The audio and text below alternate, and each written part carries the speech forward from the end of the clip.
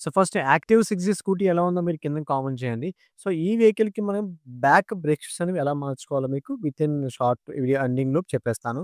So, first మనకి wheel axle bolt ఏదో open చేయాలి. అట్లనే బ్రేక్ కంప్లీట్‌గా డౌన్ చేసుకోవాలి. డౌన్ చేసుకొని వీల్ బయట తీసేయండి. సో, బ్రేక్ షూస్ అయితే చేద్దాం. తీసి చూద్దాం అసలు ఏ కంపెనీ అనేది. ఓకే. బండదూసిన బ్రేక్ షూస్ ఓకే.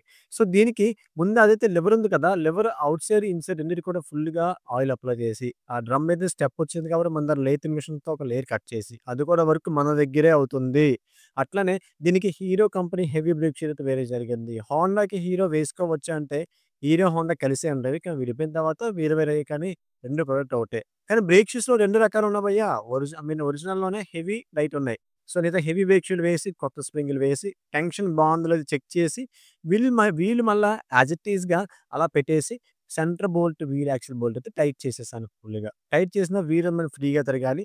తిరిగిన తర్వాత బ్యాక్ సైడ్ అంటే లెఫ్ట్ సైడ్ మనకి బ్రేక్ అడ్జస్ట్‌మెంట్ అయితే టైట్ చేసుకోండి. కొత్త బ్రేక్ షూస్ అంటే మనకి ఎలా ఉంటాయో చూడండి. ఈ మాత్రం అడ్జస్ట్‌మెంట్ అయితే ఉంటుంది. అదండి. మీరు కామెంట్ చేసారో లేదో చెప్పండి ముందు?